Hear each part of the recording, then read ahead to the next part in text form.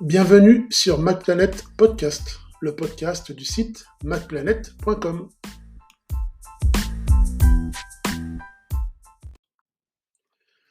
Dans cet épisode, on va essayer de répondre à une question simple, parce qu'en fait, je reçois énormément de questions tous les mois sur macplanet.com.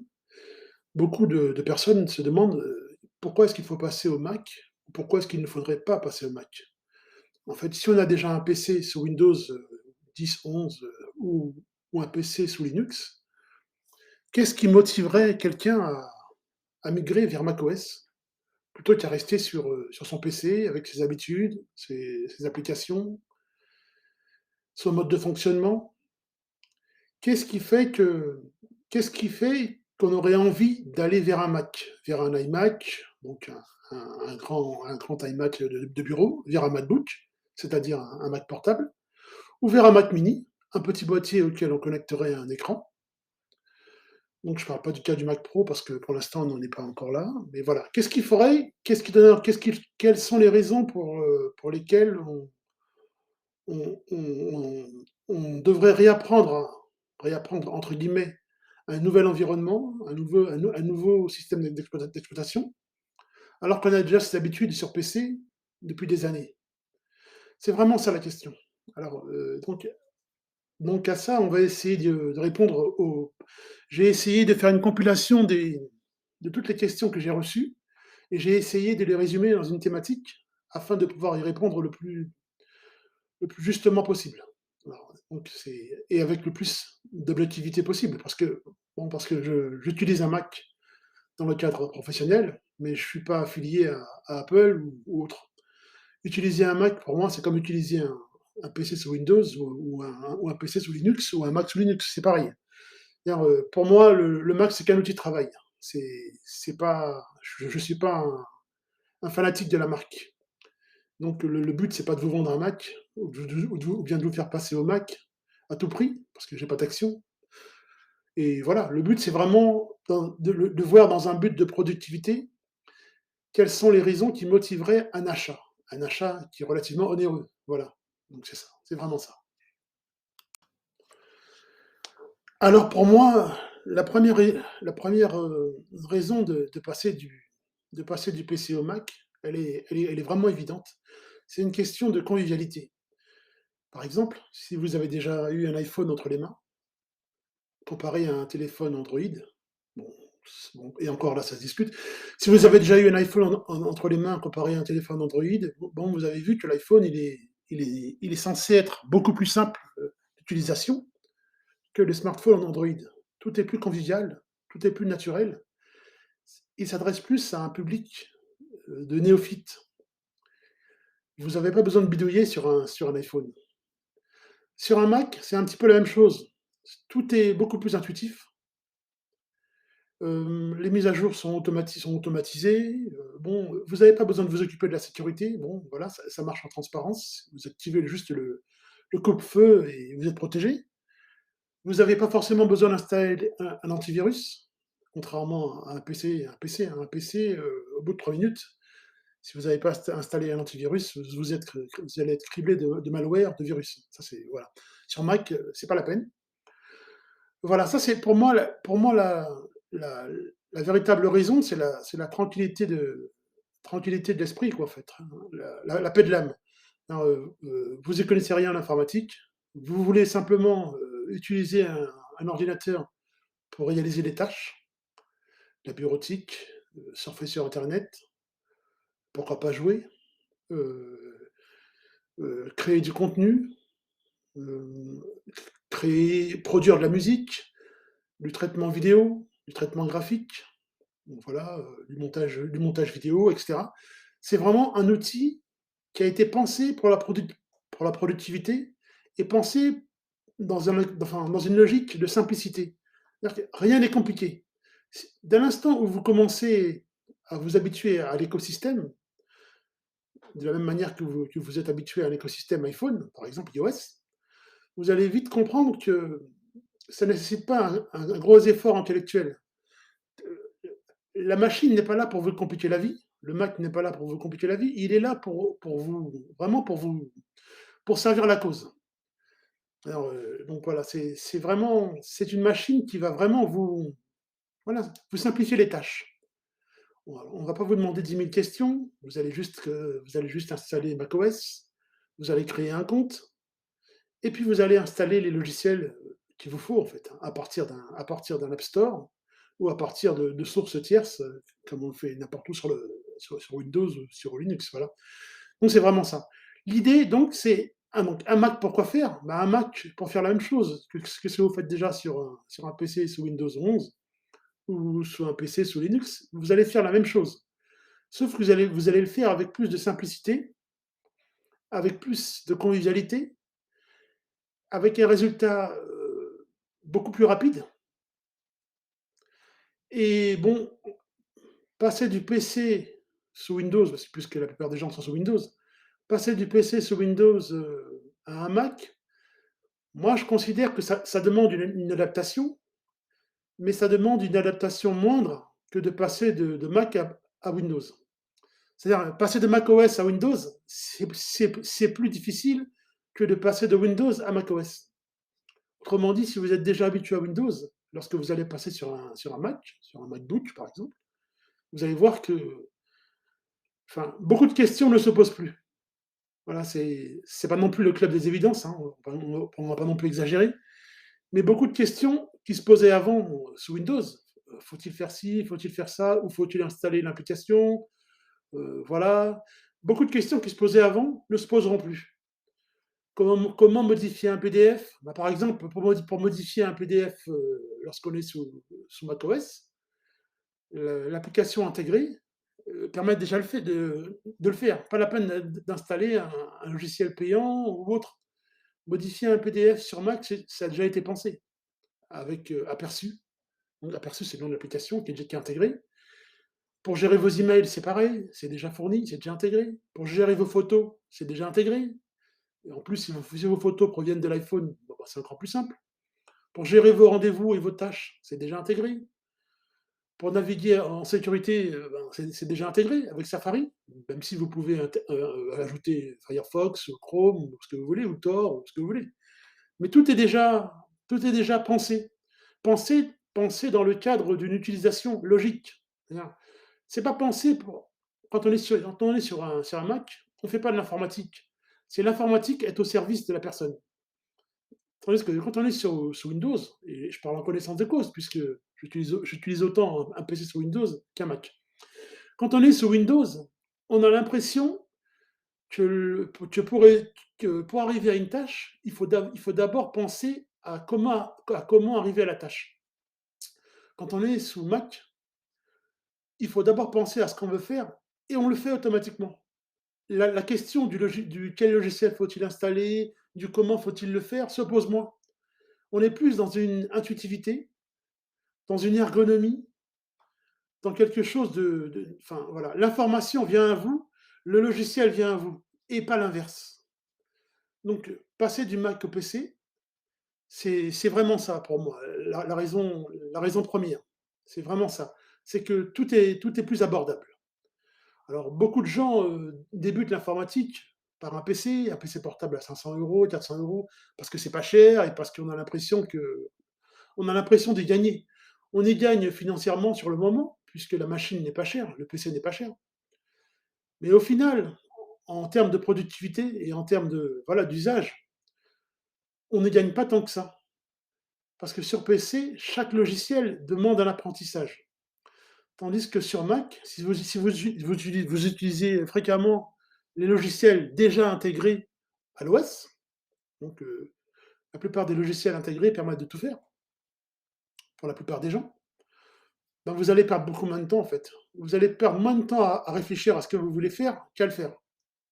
Voilà. On est tout de suite dans le fais-le. On n'est pas dans le je vais le faire, comment je vais le faire. On est dans le fais-le.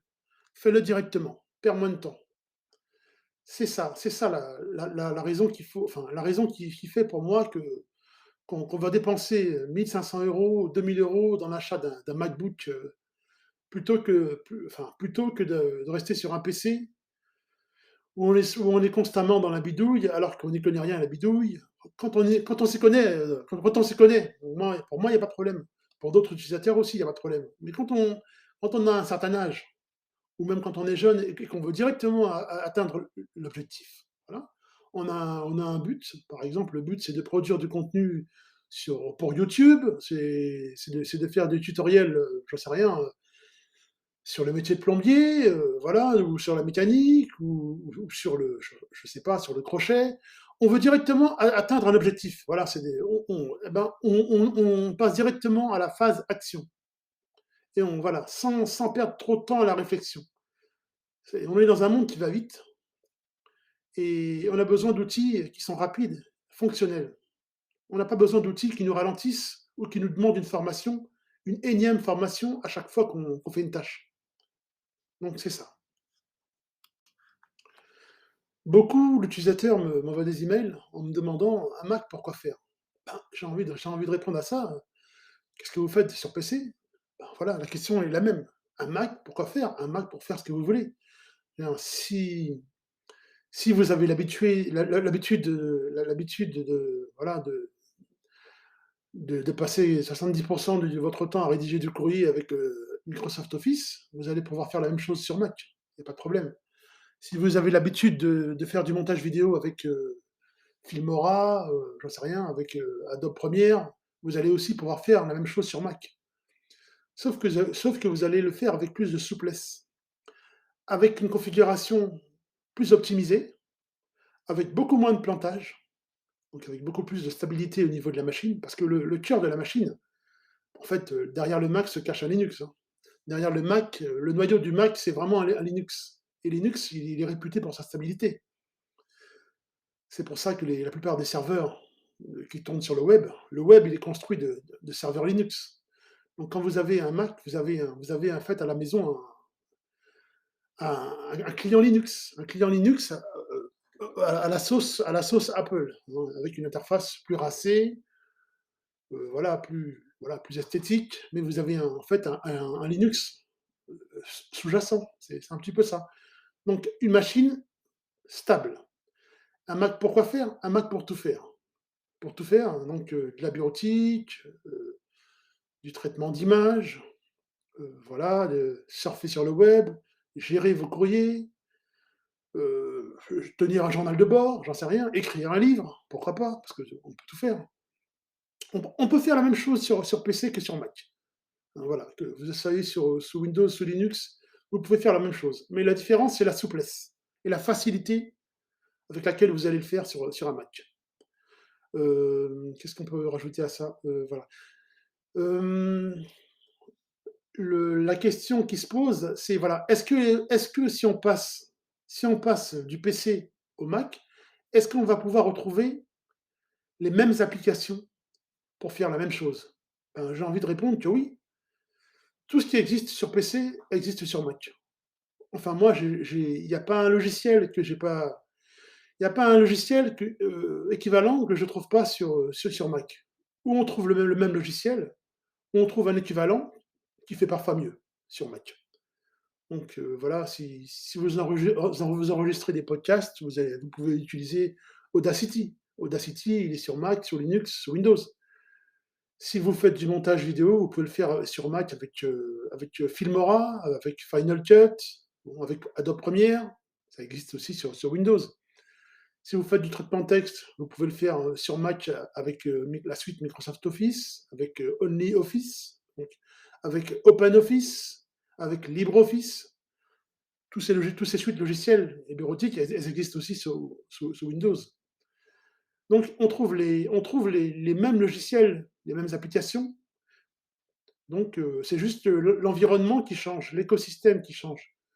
Et donc si vous voulez changer des fichiers entre un Mac et un PC, la question, elle se posait il y a quelques années en arrière, mais maintenant elle ne se pose plus, hein. Il y a une vraie interopérabilité entre les OS, entre un Mac, un PC sous Windows et un PC sous Linux. Vous pouvez facilement échanger des fichiers audio, facilement échanger des fichiers texte, donc des fichiers Word, des fichiers Doc, des fichiers PDF, des fichiers ODT, enfin voilà, vous pouvez tout échanger sans souci de sans souci de la plateforme, sans souci de la plateforme. Donc Donc faut pas avoir peur, hein, de passer sur Mac. Vous allez retrouver, vous allez retrouver en fait vos applications en général, sauf si ce sont vraiment des applications très, très, très spécifiques.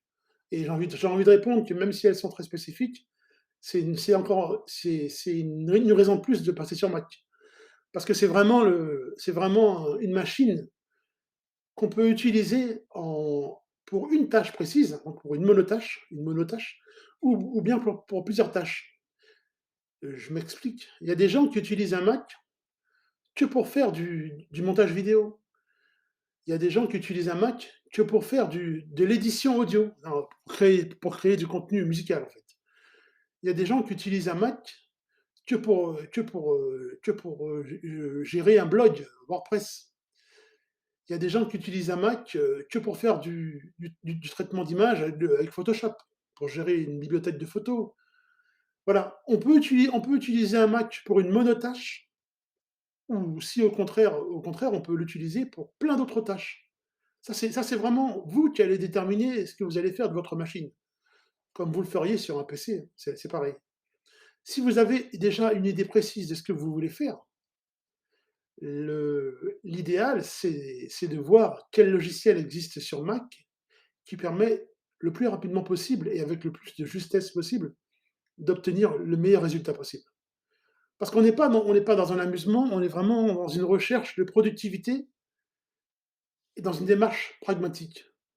Qu'est-ce qui va m'apporter le résultat souhaité dans un temps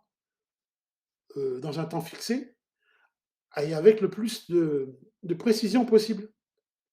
C'est vraiment ça. C'est c'est vraiment ça. Donc, rester ou passer dans l'écosystème Apple, ça va vous apporter, hein, cette stabilité, cette confiance que vous n'aurez peut-être pas sur PC. C'est vraiment ça. Alors, beaucoup de gens me posent la question, voilà, du cas des jeux vidéo. Parce que les jeux vidéo, c'est pas un petit sujet. Lorsqu'on est sur PC Windows, je précise, hein, plus, on a vraiment la meilleure bibliothèque de jeux vidéo.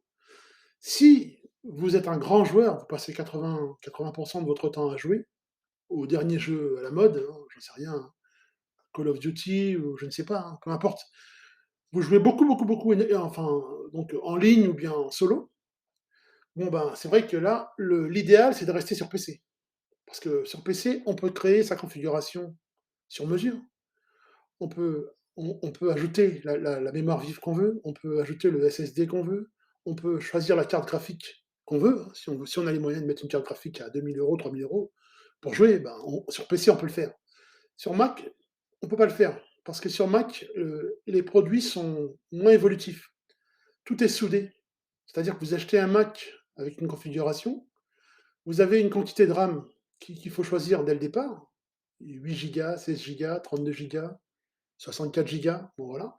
Vous avez un processeur, Apple Silicon ou Mac Intel qui dispose d'une carte graphique intégrée, une Radeon ou bien une carte graphique intégrée au processeur Apple Silicon. Mais ce processeur, comme il est pas sur la même structure, il est pas sur une structure Intel, il va pas vous permettre de jouer au même jeu. Donc si le but c'est vraiment de jouer à des jeux très, très, très puissants, là, je le dis clairement, oui, mieux vaut rester sur un PC ou alors avoir un PC à côté et un Mac à côté. Bon là, ça c'est voilà. Donc mieux vaut avoir 2 machines parce qu'un PC de gamer, enfin, jamais un Mac ne rivalisera avec un PC de gamer. Je parle d'un PC à 3 000, 4 000 €. Jamais un Mac que vous allez acheter, sur l'Apple Store à 4 000 €, 3 000 € ne vaudra un PC de joueur, au même prix. Et vous ne pourrez jamais le faire évoluer, votre Mac. Donc si le but, c'est de jouer à des jeux très, très, très, très puissants, je précise, hein, des jeux vraiment extrêmement puissants, il faut rester sur PC. Si maintenant le but, c'est de jouer à des jeux lambda, enfin, parce que voilà, des jeux d'aventure, des point and click, des FPS, enfin des jeux de stratégie, voilà, des jeux de plateforme. Bon, vous pouvez très bien, jouer sur Mac. Il existe énormément de jeux sur Mac, soit en passant par l'App Store, soit en passant par des plateformes telles que Steam. Donc Steam, il propose énormément de jeux qui sont compilés pour Mac et qui sont vraiment, vraiment très, très, très bien aussi. Donc si vous êtes un joueur occasionnel et que vous voulez passer sur Mac, aucun souci, il existe énormément de jeux. Des jeux moyennement puissants. Si vous êtes un gros joueur et il vous faut une configuration qui réagit au quart de tour, là, c'est vraiment rester sur PC. Donc donc le seul bémol, donc voilà quoi, passer au Mac ou bien rester au PC, voilà, si vous êtes un hard gamer, restez au PC. Si vous êtes un joueur, voilà, un joueur occasionnel, voilà, bon, bah, là, vous pouvez très bien passer au Mac, il y a pas de souci, vous allez retrouver la plupart des jeux, la plupart des jeux, on les retrouve sur Mac. Sauf exception, hein, je parle pas des gros jeux, quoi. Je parle vraiment des jeux courants. Donc ça, c'est ce qu'il faut retenir. Jamais vous pourrez jamais, enfin, vous ne pourrez jamais, jouer à fond à 60 images par seconde, enfin, ou à 120 images par seconde sur un Mac, comme vous le feriez sur un PC. Ça, c'est mais je parle pas d'un PC d'entrée de gamme, hein. Je parle d'un PC haut de gamme. Donc voilà. Si le but c'est le jeu, on reste sur PC, on ne va pas sur Mac. Maintenant, j'aimerais parler de l'évolutivité d'un Mac. Bon, on ne peut pas parler de l'évolutivité d'un Mac sans la comparer à un PC sur Windows ou un PC sur Linux. Lorsque vous achetez un Mac, c'est que c'est vraiment on est vraiment tombé dans une logistique commerciale ultra Tim Cook. C'est-à-dire que lorsque vous achetez un Mac, c'est un peu comme si vous achetiez une voiture, un véhicule chez Mercedes, Audi, Renault, je ne sais pas, peu importe. Voilà. C'est-à-dire que l'évolutivité d'un Mac, elle est d'emblée limitée. Parce qu'en fait, il y a eu un découpage. C'est comme pour les véhicules automobiles. Vous achetez, je sais rien, je dis n'importe quoi, vous achetez une Audi, je dis n'importe quoi, une Audi A4, voilà. Vous avez l'Audi A4 de base, vous avez le pack confort, vous avez le pack luxe, vous avez le pack sport, après vous avez le pack sport plus confort. Enfin, voilà. Donc, la gamme, elle est scindée, elle est segmentée en plusieurs petits morceaux, de manière à un petit peu à perdre l'utilisateur. C'est-à-dire que quand vous voulez acheter aujourd'hui un MacBook, vous avez le choix entre, je dis n'importe quoi, entre 5 à 7 configurations, peut-être plus, possibles. Donc ça nécessite un travail intellectuel. Avant d'acheter un Mac, il faut savoir à l'avance quel pack vous correspond. Est-ce que vous avez besoin d'un Mac standard, d'un Mac ultra puissant, d'un Mac moyenne gamme? Voilà. Par exemple, si je vais sur le site d'apple.fr et que je vais dans la rubrique, Mac, supposons que je veuille acheter un MacBook Air, les choix sont déclinés, sont vraiment, voilà, ils sont segmentés. Et le problème aujourd'hui, c'est qu'en achetant un Mac, je dois savoir précisément ce que je veux acheter. Parce que je ne pourrais pas changer la quantité de mémoire vive, la taille de l'espace de stockage, le SSD. Donc on parle plus de disque dur, hein, on parle de SSD. Je ne pourrais pas changer la carte graphique. Donc voilà, quand j'achète un Mac, j'achète une configuration qui est figée dans le temps. Donc j'ai intérêt à bien réfléchir à ce que je vais acheter, parce que l'investissement que je vais faire, il faut qu'il me dure dans le temps entre 3 et 5 ans, voire 7 ans, ça dépend des gens, au minimum. Acheter un Mac, c'est payer plus cher une machine qui va me durer, allez, on va dire une moyenne, qui va me durer en moyenne 5 ans. 5 ans de sécurité, 5 ans de mise à jour, 5 ans sans problème. Donc voilà. Mais 5 ans aussi sans pouvoir faire évoluer ma machine. Donc, bien sûr, on peut toujours brancher un disque externe ou un port USB-C. On peut toujours étendre la mémoire en reliant par un câble des périphériques. Mais moi, je parle d'une machine auquel on n'aurait rien relié. Une machine qui s'autosuffit. Donc, acheter un Mac, donc ça revient à bien réfléchir à ce que vous allez acheter. Vous achetez voilà, vous achetez, une classe A chez Mercedes, vous allez choisir un pack qui correspond à vos attentes. Vous voulez les sièges cuir, vous voulez le GPS, vous voulez, le CarPlay, voilà, vous voulez les radars de recul à l'avant et à l'arrière, voilà. Vous voulez voilà, vous voulez une configuration qui réponde à vos besoins. Par contre, si vous pouvez aussi avoir besoin d'une voiture, toute simple, hein, tout ce que vous aimez, c'est sa ligne, la puissance de son moteur de base, ça peut vous suffire. Ben, acheter un Mac, c'est un peu pareil, mais il faut bien réfléchir à son achat, parce que l'achat sera figé dans le temps.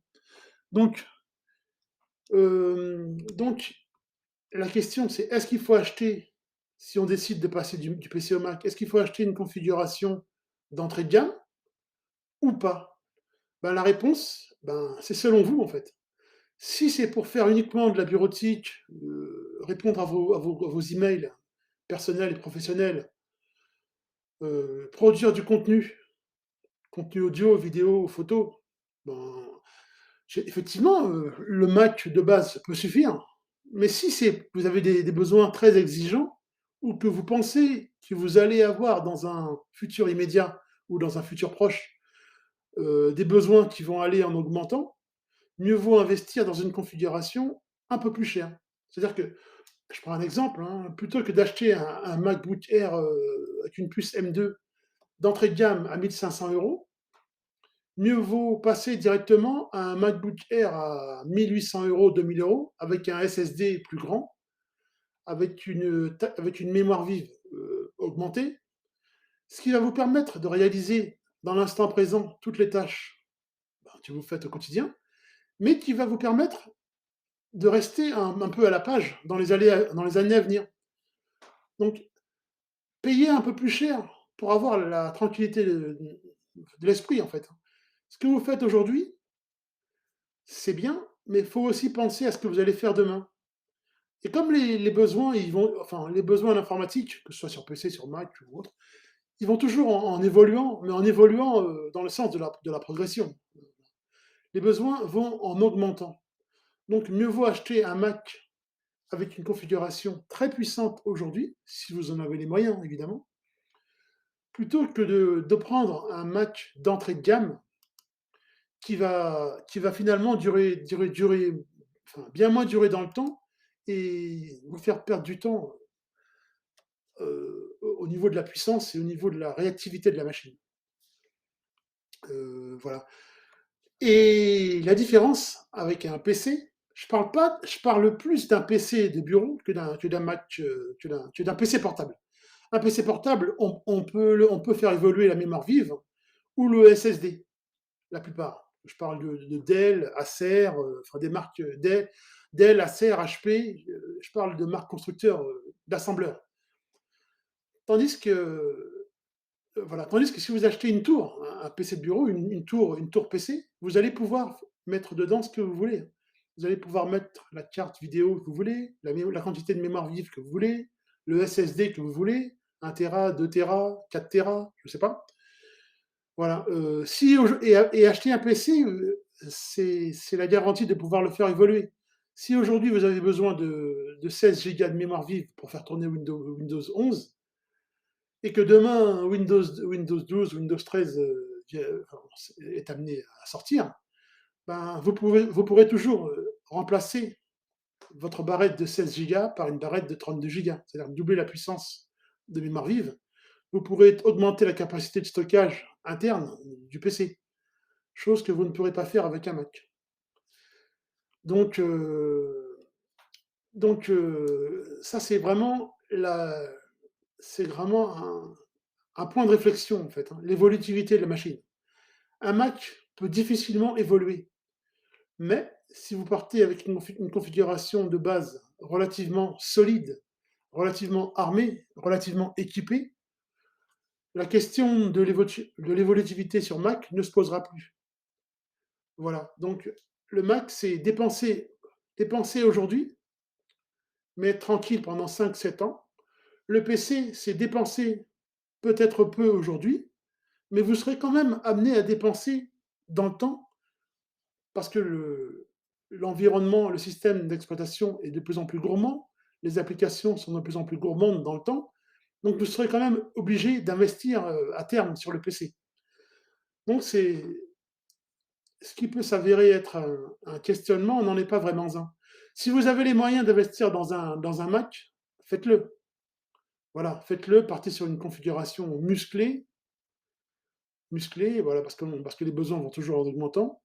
Si vous n'avez pas les moyens d'aller vers un Mac, bon, plutôt que de dire que les tarifs sont élevés, ben, vous restez au PC parce que, bon, c'est faut pas voir ce qu'on perd, faut voir ce qu'on gagne quand on passe sur un Mac. Oui, certes, sur le moment, on perd en pouvoir d'achat puisqu'on dépense on dépense plus, mais c'est pas réellement une perte, c'est un investissement. Et puis c'est aussi un investissement à la revente. Lorsque vous achetez une Mercedes, vous êtes sûr que dans 5 ans, vous allez pouvoir la revendre à un tarif, compétitif. Lorsque vous achetez un MacBook Pro, il a de la valeur aujourd'hui, il a un prix considérable aujourd'hui, mais dans 3 ans, 4 ans, 5 ans, vous allez pouvoir le revendre avec une grande facilité et pouvoir réinvestir dans un autre Mac. Donc c'est pas une perte d'argent, c'est un investissement et un engagement. Et si vous savez que vous avez besoin d'un Mac, de toute façon, la question du prix ou la question de l'évolutivité, elle se pose pas. Beaucoup de gens veulent un Mac, mais sans pour autant sacrifier l'environnement Windows ou Linux. Donc ce qu'il faut savoir, c'est que sur un Mac, on peut faire un dual boot ou un triple boot. C'est-à-dire qu'on peut installer plusieurs systèmes d'exploitation différents sur une même machine. C'est-à-dire que sur votre Mac, vous pouvez installer macOS, Windows, Linux, donc en parallèle, sur une seule machine. Donc au démarrage, vous choisissez sur quel OS, sur quel environnement démarrer. Donc si vous voulez travailler sur Windows, sous Linux ou sous macOS, à partir d'un Mac, vous pouvez le faire. Et là, je vais ajouter un bémol, pas à partir de tous les Macs et pas n'importe comment. Là, on va partir sur le cas des anciens Mac, les Mac Intel, c'est-à-dire les Mac qui ont un processeur Intel. Sur ceux-là, vous pouviez installer nativement Linux, Ubuntu, Mint, la distribution Debian, ce que vous vouliez, enfin voilà. En parallèle, vous pouviez aussi installer nativement Windows avec Boot Camp. Boot Camp, c'est un programme qui permet de partitionner le disque du Mac, le disque dur ou le SSD, et d'installer sur une partition Windows.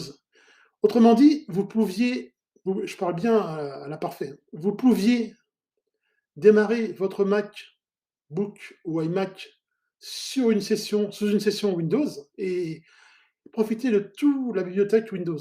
Donc, vous pouvez faire ça, donc voilà. Donc, votre Mac se transformait en PC Windows. Ou bien démarrer votre Mac sur Ubuntu. J'ai fait des tutoriels sur macplanet.com ou sur macbookcity.fr pour apprendre à créer un dual boot, c'est-à-dire un démarrage macOS Windows, ou un triple boot, c'est-à-dire un démarrage macOS plus Windows 10, 11, 8, 7, ce que vous voulez, plus GNU Linux, la distribution de votre choix. Et donc, vous pouviez passer d'un OS à l'autre avec une seule machine. Donc là, on ne sacrifie rien. Et si une application ne nous plaît pas sous macOS, ou sous macOS X, ça dépend pour les anciennes machines, on pouvait facilement l'installer sous Windows ou sous Linux. Maintenant, le problème, c'est qu'on est passé au processeur Apple Silicon. C'est-à-dire que c'est Apple qui crée lui-même ses processeurs, ses puces, ses chipsets. Elle fait plus appel à Intel. Intel, la grande firme de Santa Clara, hein, voilà, elle fait plus appel à Intel. Elle est plus dépendante d'un fournisseur tiers. Elle gère sa chaîne de production de A à Z. Ce qui veut dire que maintenant, on a des puces Apple Silicon extrêmement, mais alors vraiment très, très, très, très puissantes, mais elles ne permettent plus d'installer Windows nativement, c'est-à-dire installer Windows comme si votre Mac était un PC.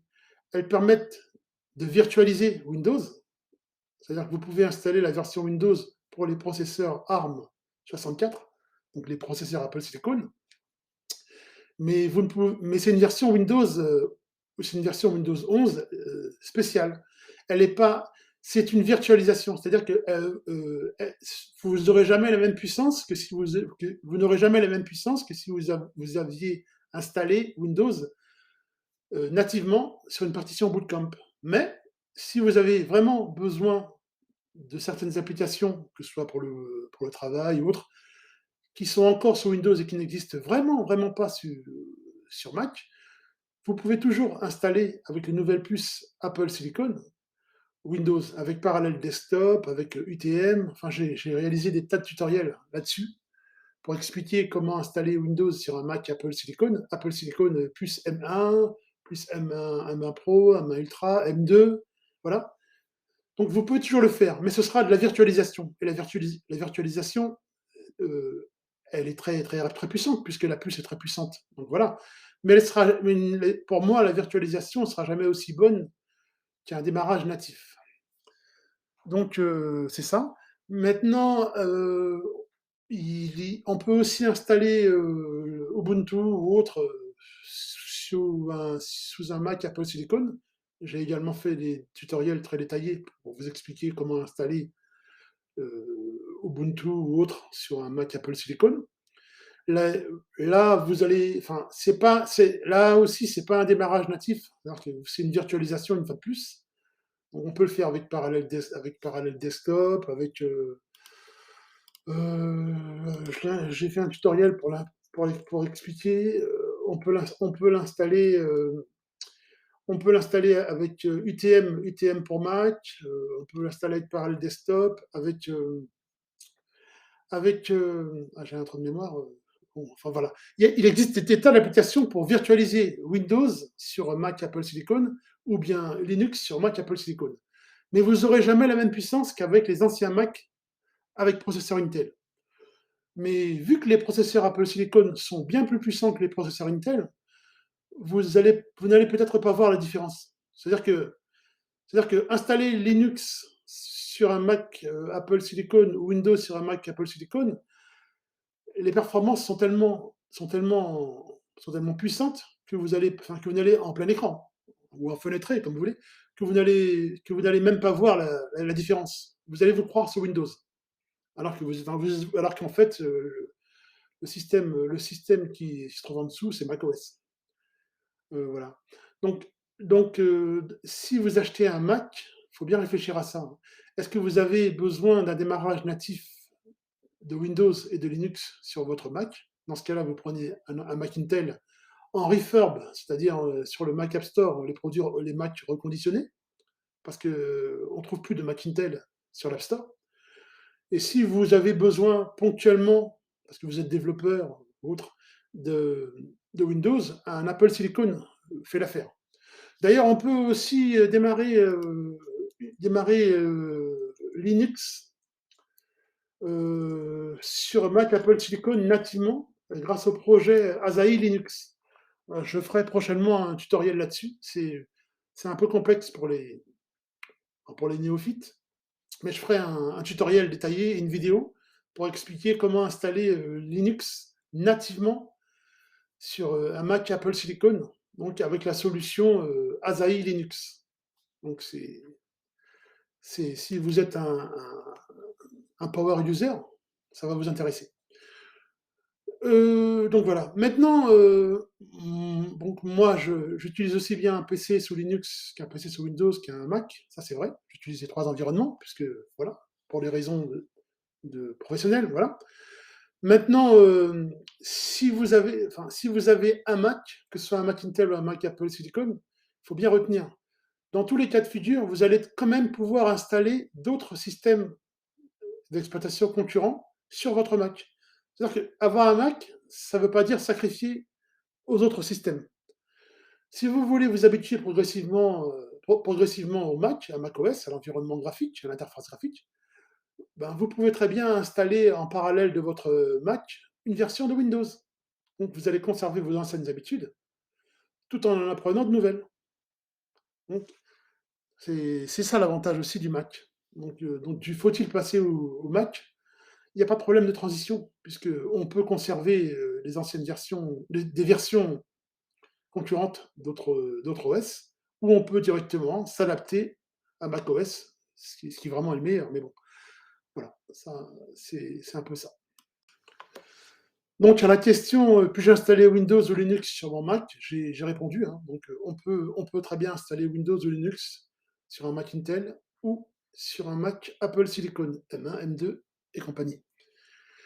Maintenant, si vous avez décidé de passer au Mac, ben, pourquoi pas, hein, vous pouvez très bien. Donc la question que se posent les utilisateurs, enfin la question que moi je reçois, enfin parce que je reçois beaucoup de courriers, beaucoup d'emails, la question que les gens me posent, c'est: «Quel Mac dois-je acheter?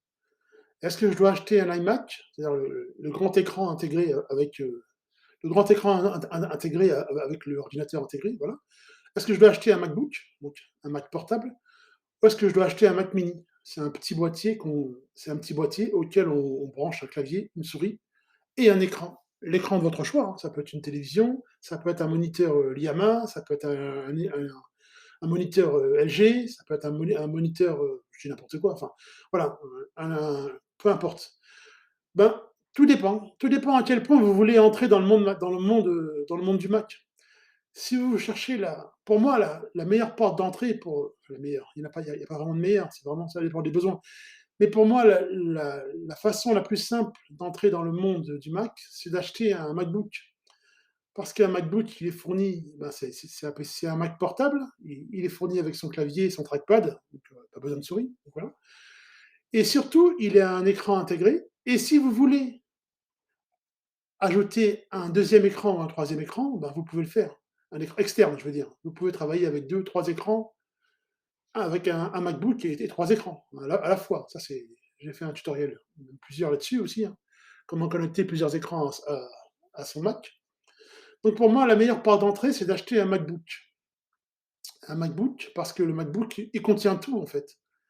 Il contient tout, l'écran est de taille suffisante, 13 pouces, ou un MacBook Pro. Bon, alors le MacBook Pro, c'est 14 pouces ou 16 pouces, mais bon, après là, ça dépend de votre portefeuille et de vos yeux.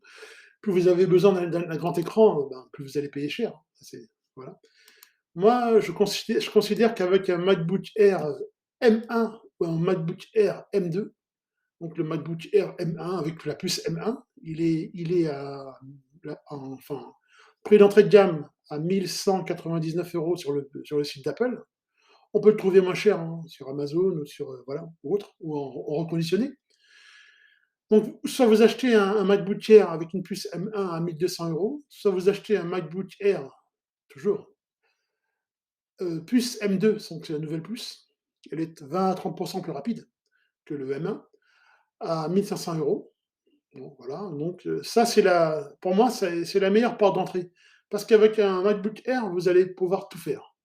Vous allez pouvoir faire du montage vidéo, de la production de contenu audio, même des tâches lourdes, hein. Travailler sur 16 pistes, 32 pistes, avec un logiciel audio, ça, il n'y a pas de souci, hein. Vous allez pouvoir faire des sessions d'enregistrement audio si vous êtes, j'en sais rien, un chanteur amateur.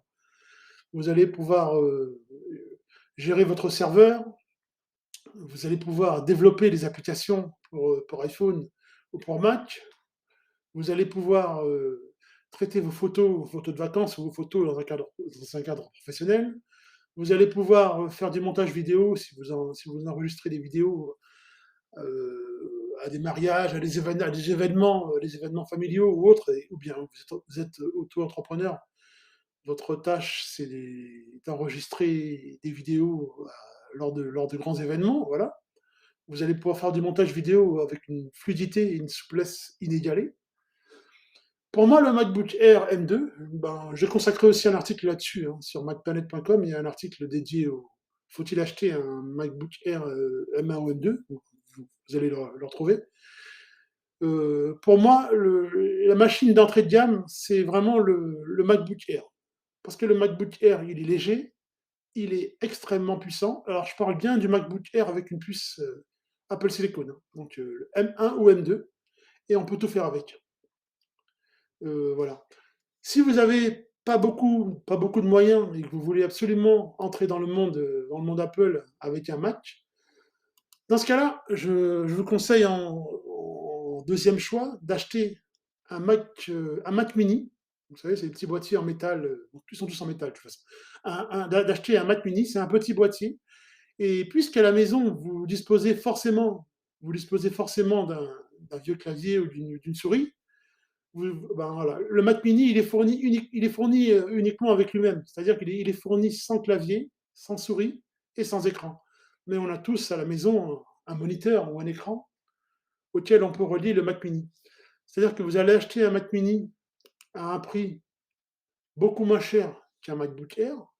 Le prix d'entrée de gamme du Mac mini avec une puce M2, c'est 700 euros. Donc vous allez entrer dans le monde Apple pour 700 euros. Et puisqu'à la maison, vous avez déjà un clavier et une souris, et un moniteur, ben, vous n'aurez rien d'autre à dépenser. C'est-à-dire que vous allez rentrer dans l'écosystème Apple pour 700 euros et ça va vous changer la vie. Donc vous pouvez, si vous n'avez pas les moyens, en fait, si vous n'avez pas les moyens d'acheter un MacBook Air et encore moins un MacBook Pro, vous pouvez très bien acheter un Mac mini à 700 euros auquel vous allez relier un écran externe que vous possédez déjà ou que vous allez acheter, enfin voilà, un clavier et une souris. C'est la solution la plus économique pour entrer dans l'univers Apple au niveau des machines de bureau. Et le MacBook Mini avec une puce M2, croyez-moi ou ne me croyez pas, enfin, il est extrêmement puissant. C'est-à-dire que vous allez vraiment, vraiment sentir la différence quand vous allez passer d'un PC de bureau à un Mac Mini ou d'un PC de bureau à un MacBook Air. C'est un achat vraiment, c'est un achat vraiment enfin, qualitatif. Et voilà, c'est ça, c'est vraiment ça. Ce qu'il faut savoir sur le MacBook, sur le MacBook Air, le MacBook Pro, ce ne sont pas des machines évolutives. Bon, vous allez pouvoir brancher, bien sûr, un adaptateur, brancher plusieurs écrans, brancher un disque externe, brancher des clés USB, brancher un écran de télé. Ça, vous pouvez le faire, hein, voilà, que ce soit en mode filaire ou sans fil. Mais vous ne pourrez pas faire évoluer la machine, comme on l'a dit plus haut, enfin, comme on l'a dit plus haut dans le podcast. Vous ne pourrez pas faire évoluer la machine à l'intérieur. C'est une machine en général qui ne s'ouvre pas. Tandis que le Mac Mini, on peut encore l'ouvrir. On peut encore l'ouvrir et le faire évoluer en ajoutant une capacité de stockage plus grande, soi-même, bien sûr, si on est un peu bidouilleur, si on sait, c'est pas compliqué, hein, il suffit de prendre un tournevis et, et de le faire évoluer. On ne peut pas faire évoluer la mémoire vive, parce que c'est de la mémoire unifiée, c'est-à-dire c'est de la mémoire qui est soudée à la carte mère, donc ça c'est impossible de le faire évoluer. Par contre, on peut toujours faire évoluer la capacité de stockage du SSD. Donc ça c'est pas mal. Donc, donc voilà. Si vous vous demandez quel Mac choisir, moi je conseille, pour ceux qui n'ont pas beaucoup de moyens, le Mac Mini. Mac Mini avec plus M2 à 700 euros. Ça fait vraiment l'affaire. Ça fait l'affaire et on peut tout faire, vraiment tout faire. Si vous avez un peu plus de moyens, je conseille le MacBook Air M2, la machine qui vraiment se suffit à elle-même. Et si vous avez vraiment encore plus les moyens, vous pouvez acheter un iMac. Quoique, je ne conseille pas l'achat d'un iMac 24, parce que je trouve que le rapport qualité-prix, pour moi, il est trop élevé. Avoir un iMac avec une puce M1 à 1 549 € et un écran de 24 pouces, ça me paraît un peu cher. Mieux vaut acheter un ancien iMac 27 pouces Intel sur le refurb, sur le Mac, en section reconditionnée, où vous aurez un iMac 27 pouces avec un processeur Intel, mais avec un écran de 27 pouces en 5K. Donc un écran 5K, imaginez, on peut tout faire. On peut tout faire. Tandis qu'un écran, un nouvel iMac 24 avec une puce M1, pour moi, c'est pas une bonne affaire. Parce que, parce qu'en fait, la taille d'écran n'est pas suffisante par rapport au prix qu'on y investit. Donc, j'espère avoir répondu à la question quel Mac choisir si on a décidé de passer du PC au Mac. Voilà. Si vous avez des, de toute façon, si vous avez des questions, vous pouvez les poser soit directement sur forum.macplanet.com, vous ouvrez un nouveau sujet et vous posez la question, soit vous m'envoyez un email à partir du site macplanet.com, par exemple, soit vous postez un commentaire au podcast. Donc voilà, il y a plusieurs façons de poser les questions. Parce que j'explique les choses de manière peut-être parfois un peu technique, parce que pour moi ça me paraît évident, mais j'ai bien conscience que tout n'est pas évident quand on n'est pas forcément imbibé d'informatique ou voilà. Quand l'informatique c'est pas notre dada, ben, tout ce qui est évident pour l'un n'est pas forcément évident pour l'autre. Donc si vous avez des questions, vous les posez directement au sein du podcast ou sur le forum macplanet.com, donc voilà. Ou vous m'envoyez un email, tout simplement. Donc, je ne suis pas affilié à Apple, je ne travaille pas chez Apple, hein, je précise. Hein. Donc, je ne fais pas de maintenance Apple, parce que je reçois aussi beaucoup de demandes de maintenance. Comment puis-je réparer mon Mac qui ne démarre plus? J'ai perdu mon mot de passe, au secours, comment faire? Je fais des tutoriels pour aider les utilisateurs sur Mac, mais je ne travaille pas chez Apple et je ne fais pas de la maintenance Apple. Donc, je tiens à le préciser aussi. Mais si vous avez des questions, n'hésitez pas, dans la mesure du possible et dans la mesure du temps qu'il me reste, je pourrai toujours y répondre. Voilà. Donc j'espère que dans ce podcast, j'ai aggloméré la plupart des questions que je reçois tous les jours. Maintenant, si vous avez d'autres questions, même des questions basiques, hein, sur le Mac, sur les tâches qu'on peut faire avec, il ne faut pas hésiter à poser des questions. Parce que j'ai pas toujours conscience de la demande des lecteurs. Donc, si vous avez des questions bien précises ou des questions complexes, parce que je peux répondre aussi à des questions plus complexes, c'est juste que j'ai pas envie de noyer l'utilisateur. Donc voilà, hein, si vous avez des questions très techniques ou des questions très basiques, très simples, ou des questions commerciales, voilà, des questions de matériel, il faut pas hésiter à venir les poser. Si vous voulez que je traite d'un sujet, que ce soit sous la forme d'une vidéo YouTube, que ce soit sous la forme d'un podcast, que ce soit sous la forme d'un tutoriel rédactionnel, il faut me poser la question. Vous allez sur macplanet.com, vous posez la question, il y a une section contact tout en bas de la page, et envoyez un email. Vous envoyez un email, et puis je vous réponds dans la mesure du possible, et dans la mesure, et dans les, comment dirais-je, en fonction de mes connaissances.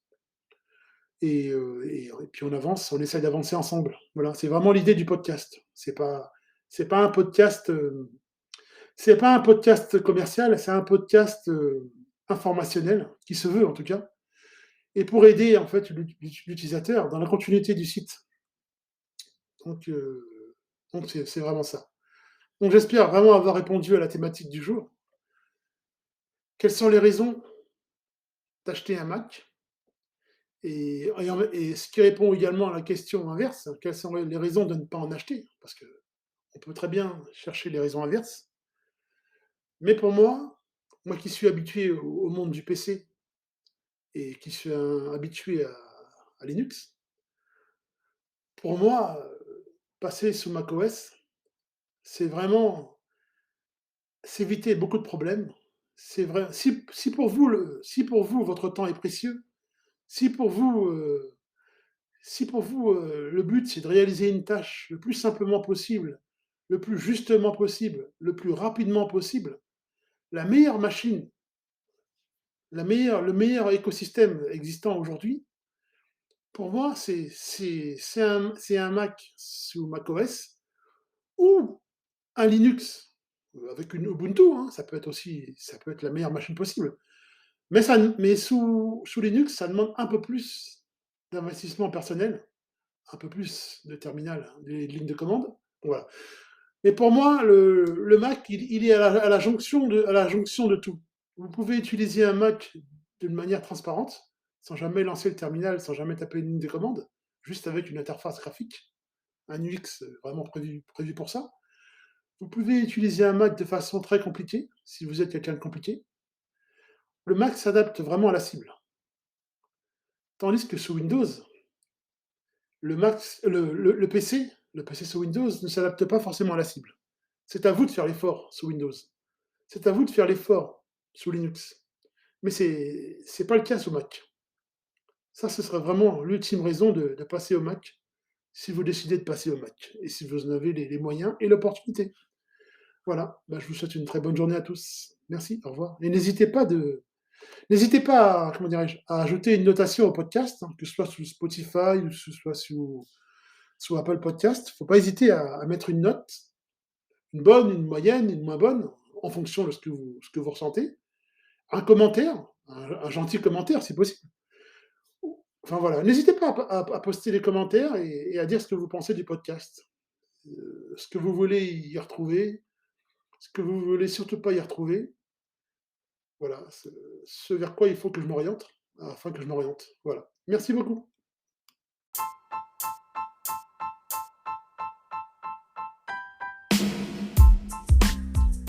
Merci à vous d'avoir suivi le MacPlanet Podcast.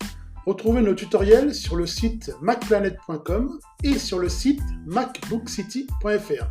Les liens sont dans le podcast. Merci.